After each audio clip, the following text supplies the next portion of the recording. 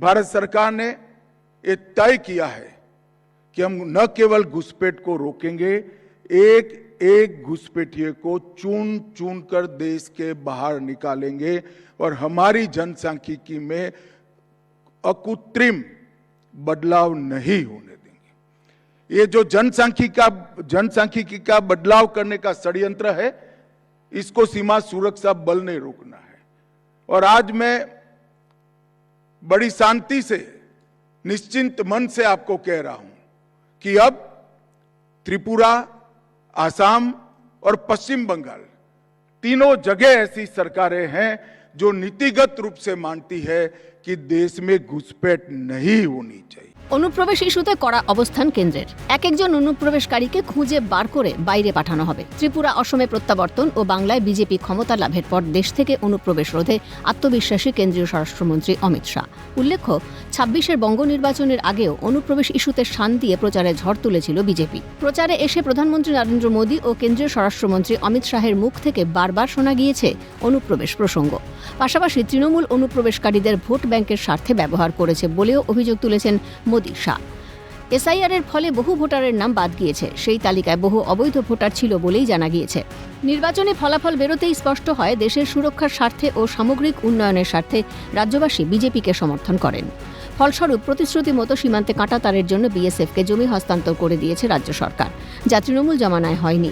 তা কয়েক সপ্তাহের মধ্যেই করে দেখিয়েছে বঙ্গের বিজেপি সরকার। মাননীয় স্বরাষ্ট্রমন্ত্রী 2016 রাজনাথ সিংজি পার্সোনাল ডিও লিখেছিলেন, দিদেন চিফ মিনিস্টারকে। পরে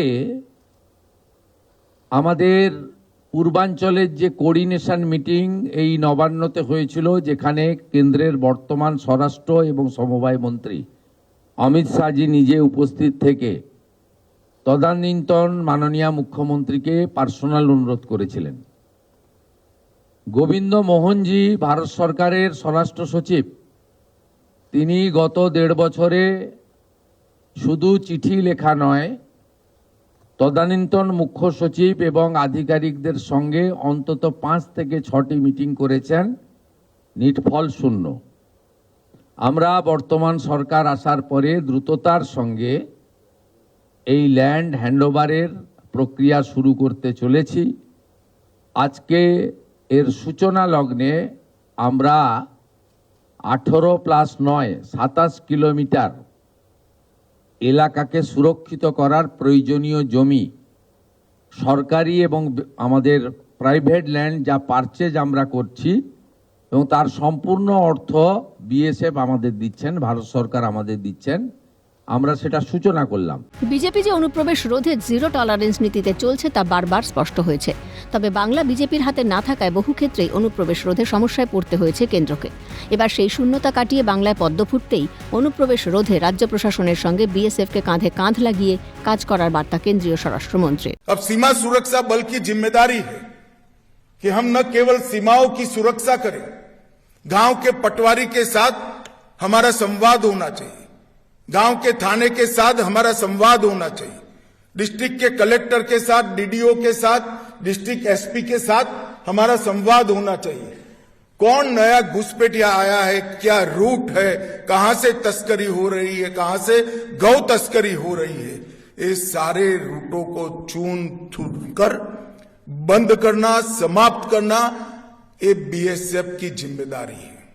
পাশাপাশি দ্রুত এই ইস্যুতে অসম, ত্রিপুরা ও পশ্চিমবঙ্গের মুখ্যমন্ত্রীদের সঙ্গে বৈঠক করবেন বলেও বিএসএফ এর সম্মেলন থেকে জানিয়ে দেন অমিত শাহ। आने वाले दिनों में तीनों राज्यों के मुख्यमंत्रियों के साथ गृह मंत्रालय में हम एक बैठक भी करने वाले हैं और घुसपैठ की दृष्टि से एक मजबूत सुरक्षा ग्रिड हम बनाने वाले हैं। मगर मेरा सीमा सुरक्षा बल से भी आग्रह है कि आप भी केवल सीमा की जगह अब डिस्ट्रिक्ट कलेक्टर से लेकर पटवारी तक, एसपी से लेकर पुलिस के थाने के इंचार्ज तक हमारा संवाद होना चाहिए और इनसे मिली हुई सारी इंफॉर्मेशन का उपयोग कर घुसपैठियों को निकालने की एक सुचारू व्यवस्था भी बनानी चाहिए, घुसपैठ को रोकने की भी व्यवस्था बनानी चाहिए। সব মিলিয়ে দেশ থেকে অনুপ্রবেশকারীদের সমূলে বিনাশ করতে কার্যত অ্যাকশন মোডে কেন্দ্র। বঙ্গে অনুপ্রবেশ রোধে আইন লাগু হয়েছে বুধবার থেকেই। সামগ্রিকভাবেই দেশের অভ্যন্তরীণ সুরক্ষার প্রশ্নে বিজেপি সরকার যে 1 ইঞ্চি জমি ছাড়তে নারাজ তা বলার অপেক্ষা রাখে না। ক্যালকাটা নিউজ।